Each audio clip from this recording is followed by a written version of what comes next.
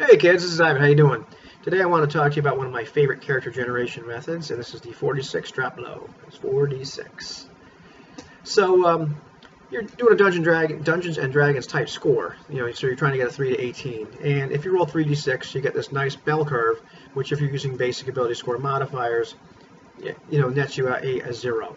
If you add up all the pluses and all the negatives, they should statistically add up to 0. 46 is something that gives you a little bit better stats on average. And I was reading a thread on RPGNet, and I understood both lines of thought. One guy was very into the basic ability score modifiers. The other guy, and it was not a contentious argument by any means, was just saying he preferred the OD&D idea, where they top out at +1 and -1. And if you don't know, and I'm going to get it wrong, +1 in OD&D is something like 15 and up is +1, and somewhere down the end, is -1. Most of it just a net 0. You're really just rolling for your place on the bell curve, but your class is a lot more important. The fact that you're a fighter is a lot more important than what your strength is. Well, your strength really gets you, for the most part, is if you have a high strength, you get something like 10% more XP, so you go faster, advance faster as a fighter. And ditto for the other classes where your prime requisites, so to speak.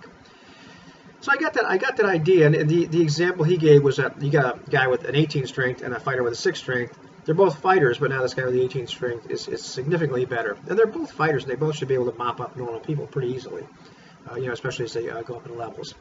So, I get that your class ought to be, better than your, or more important than your bonuses, or just as important.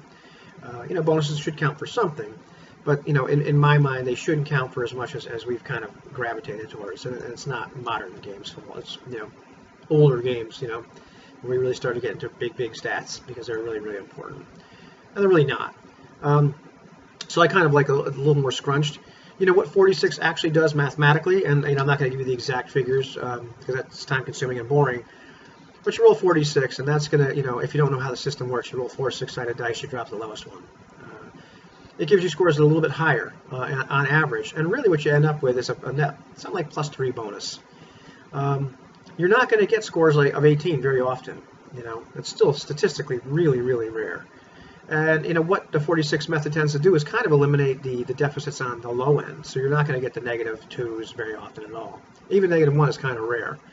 But even something like a +2, so you have a score of 16 and 17, doesn't happen very often. I'll be honest, I've gotten a few characters with that, but in my experience, what you end up with, for the most part, is a character, with a few +1s, so they're 13 to 15, and then a bunch of averages, so they're in between 9 to 12. And let's take the example of a fighter. Most of the fighters that have rolled up in that system, they have a +1. They got somewhere between a 13 and a 15 strength, and there's a few oddballs that have 16 strength or somewhere between 9 to 12. So it's not that big spread. It's pretty narrow spread. But I like it. It's a good consistent system. And it gives you guys that, to me, are kind of survivable. It's my mindset. It's just my mindset. If you have a deficit in some area, you're probably going to die out there as an adventurer. Even lack of common sense or lack of willpower, I'm thinking like charisma type willpower, that's going to kill you sooner or later. So I think for the most part, you get some guys who are average, and they excel at a few things, and that's what the 46 method does. But it doesn't take away, what's really important, which is your class and your skill set. I'm not talking about skills, but your skill set as a class. So that's my little rant on why I like the 46 method for rolling up basic ability scores.